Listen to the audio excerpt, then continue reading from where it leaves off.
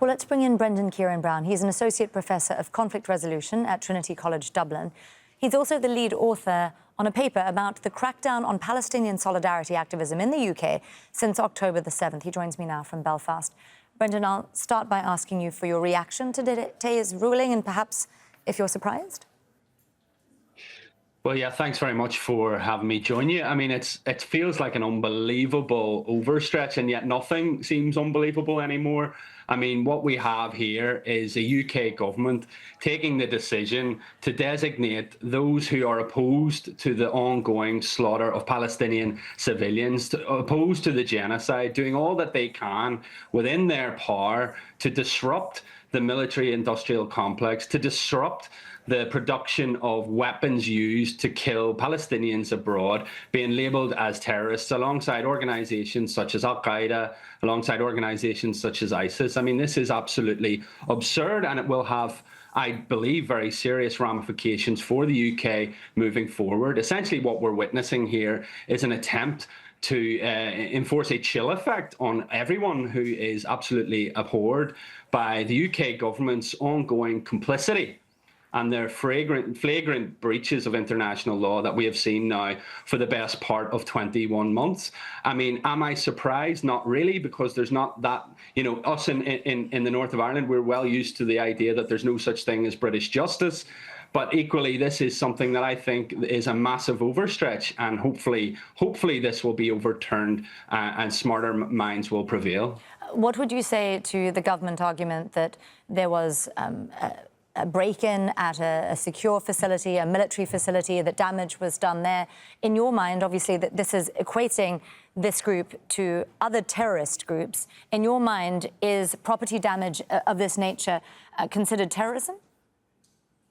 Well, not even in my mind. I mean, the UK government has existing legislation to deal with this. Those who were involved in, or allegedly involved, and let's be careful because we don't have all of the facts, but those who were allegedly involved can be charged with criminal damage. There are other ways to do this, but what you're seeing here is the UK government again using the Terrorism Act to target those who are engaged in direct action. I mean, what really happened, let's be very, very clear here, is that red paint was sprayed on an RAF plane that is subsequently back in action. So let's not get too pearl clutchy about this either.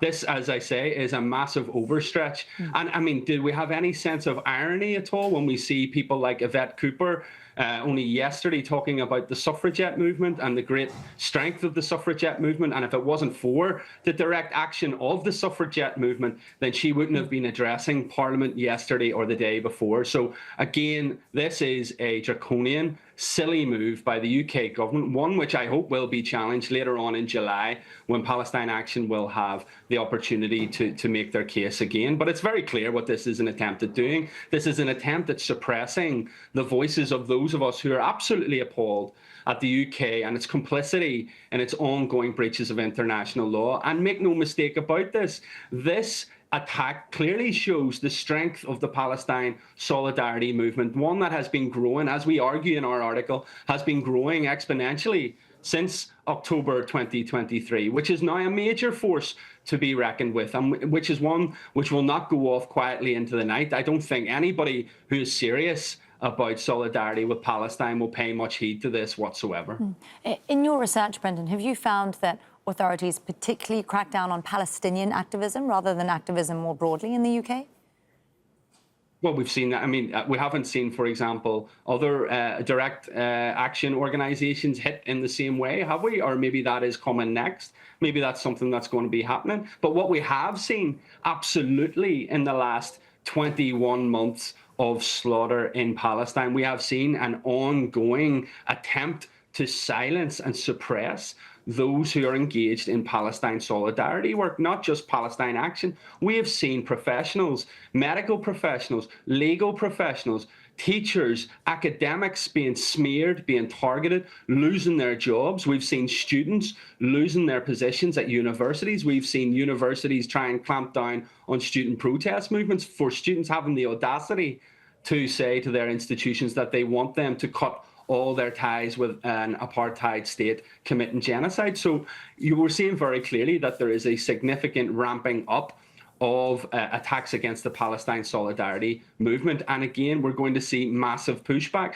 I mean, everybody was watching Glastonbury. How many flags were flying in Glastonbury for Palestine? How much is Palestine now a huge issue for young people? It is absolutely ingrained in their political mindset.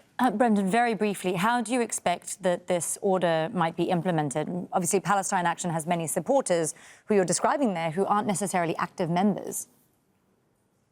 I think it's going to be really difficult. And I mean, I do think, I mean, are we seriously saying that everybody who expresses online or publicly wears a T-shirt, say, that says Palestine Action are going to be arrested by the police, are going to be charged with a terrorism offence? Is that where we're at?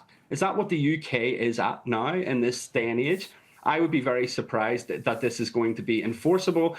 We already heard whisperings coming out of the UK civil service. People were saying this is an absolute overstretch. There was a letter written by a lot of senior legal advisors and senior legal people in the UK telling the government they have made a colossal mistake here. And so it's very important that we keep the pressure on, and this will go back to court at the end of July, and I hope that this is overturned. Brendan Ciarán Browne there, an Associate Professor of Conflict Resolution at Trinity College Dublin, and someone who researches, the current crackdown on Palestinian solidarity activism. Thank you very, very much for joining us on Al Jazeera. Thank you.